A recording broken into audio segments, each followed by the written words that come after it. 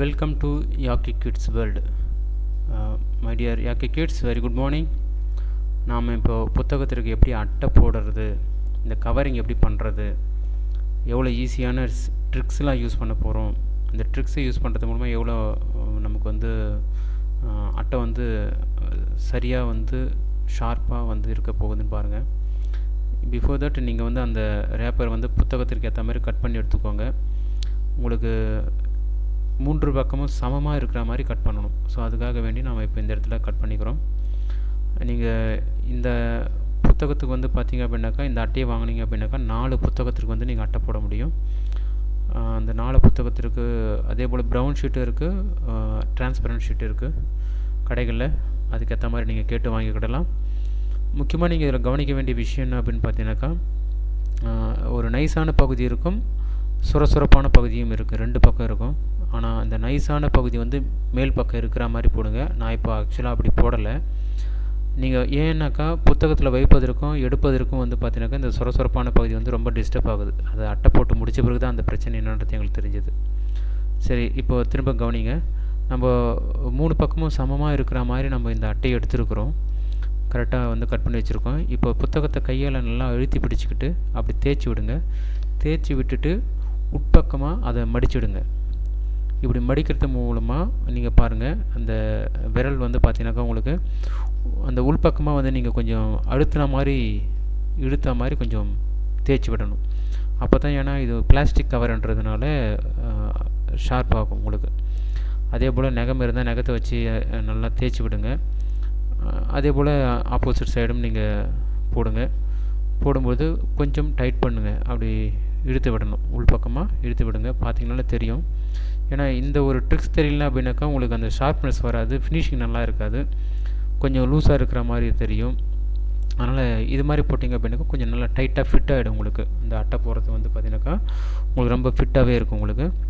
So இது நகத்தால் உங்களால் பண்ண முடியல அப்படின்னாக்கா அடுத்து இந்த பக்கத்தில் இருக்க பாருங்கள் நைஃபு. நம்ம நைஃப்லாம் யூஸ் பண்ணுறதுனால கொஞ்சம் கேர்ஃபுல்லாகவே சேஃப்டியாகவே நீங்கள் வந்து பண்ணணும். நைஃப் எப்பவுமே ஓப்பனில் இப்படி வச்சுக்காதீங்க. ஒர்க்கு முடிஞ்சதும் க்ளோஸ் பண்ணி வச்சுருங்க. க்ளோஸ் பண்ணி வச்சுட்டு இந்த நைஃபை வச்சு நம்ம எப்படி ஷார்ப் பண்ணுறது அப்படின்றத நம்ம பார்க்கலாம். இப்போ அந்த பகுதி முடிஞ்ச பிறகு நீங்கள் என்ன பண்ணுவீங்க அப்படின்னாக்கா, புத்தகம் ஓப்பன் பண்ணக்கூடிய பகுதியில் இருக்கக்கூடிய பகுதிக்கு வருவீங்க. அதுக்கு முன்னாடி நம்மளுடைய சேனலை வந்து சப்ஸ்கிரைப் பண்ணி வச்சுக்கோங்க. பெல் ஐக்கானை கிளிக் பண்ணுங்கள், லைக் பண்ணிக்கோங்க. இதுபோல் பல வீடியோஸ் வந்து உங்களுக்கு பயனுள்ள தகவல்கள்லாம் கொடுக்க போகிறோம். இப்போது இந்த பகுதியில் என்ன பண்ண போகிறோம் அப்படின்னு பார்த்தீங்க அப்படின்னாக்கா, உங்களுக்கு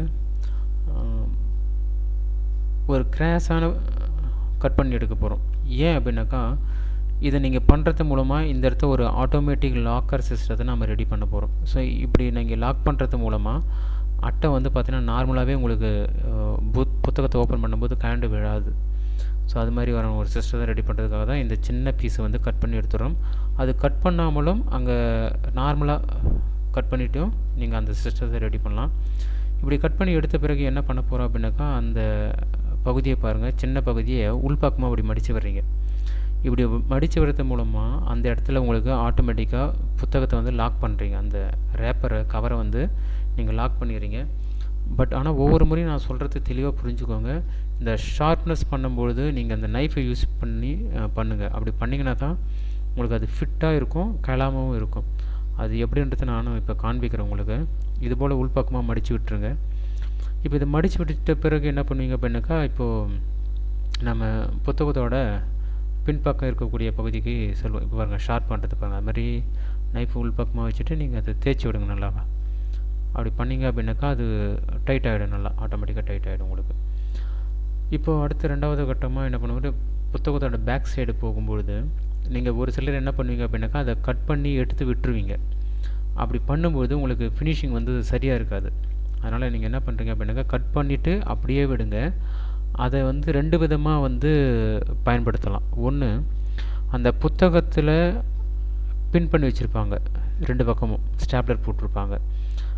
அந்த அட்டைக்கும் ஃபஸ்ட்டு பேஜோட இதுக்கும் நடுவில் ஒரு கேப் இருக்கும். அந்த கேப் இருந்தது அப்படின்னாக்கா இப்போ கட் பண்ணி வச்சுருக்கக்கூடிய அந்த பீஸை வந்து அந்த கேப்புக்கு நடுவில் போட்டுருங்க, உள்பக்கமாக மடித்து விடுங்க. அப்படி இல்லை அப்படின்னாக்கா அந்த அந்த அட்டை எங்கே இருக்கிறதோ அந்த கவர் எங்கே போகிறோமோ அதே இடத்துல உள்பக்கமாக மடித்து விடுங்க. இப்படி 2 விதமாக நம்ம அதை மடித்து விடலாம்.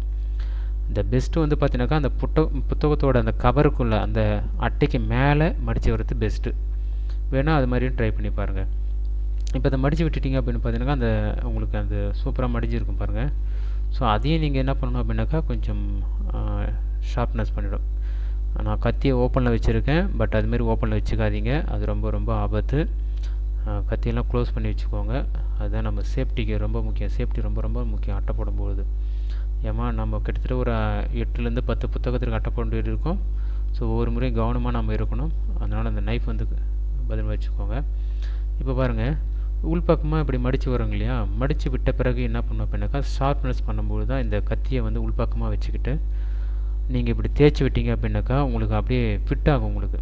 ஏன்னா இந்த உங்களுக்கு பிளாஸ்டிக்ன்றதுனால அது வழவழான்னு அது ஃபிட் ஆகாமல் இருக்கும். நீங்கள் இப்படி பண்ணுறது மூலமாக ஃபிட் ஆகிடும் ஆட்டோமேட்டிக்காக. ஸோ ஞாபகமாக வந்து பார்த்தீங்கன்னாக்கா இந்த வழவழப்பான பகுதி உள்பக்கமாக இருக்கிறதா போடுங்க. பேக்கில் வச்சு எடுக்கும்பொழுது பார்த்தீங்கன்னாக்கா அது ரொம்ப டிஸ்டர்ப் பண்ணுது. நாங்கள் 8 புத்தகத்திற்கு அட்டை போட்டிருக்கோம். போட்டு முடித்த பிறகு பேகுக்குள்ளேயோ இல்லை புத்தகத்து மேலே புத்தகத்தை வச்சு எடுக்கும்போது பார்த்தீங்கன்னாக்கா வேகமாக எடுக்க முடியல. ஸோ அதனால் அந்த பகுதி வந்து நீங்கள் வழவழப்பான பகுதி மேல் பக்கமாக போடுங்க. இது 2வது பக்கம் நான் பண்ணியிருக்கேன், அதுவும் பாருங்கள் அழகாக வந்திருக்கு. ஆப்போசிட் சைடு அதே போல் இப்போ எல்லா சைடுமே ஃபினிஷ் பண்ணிட்டோம்.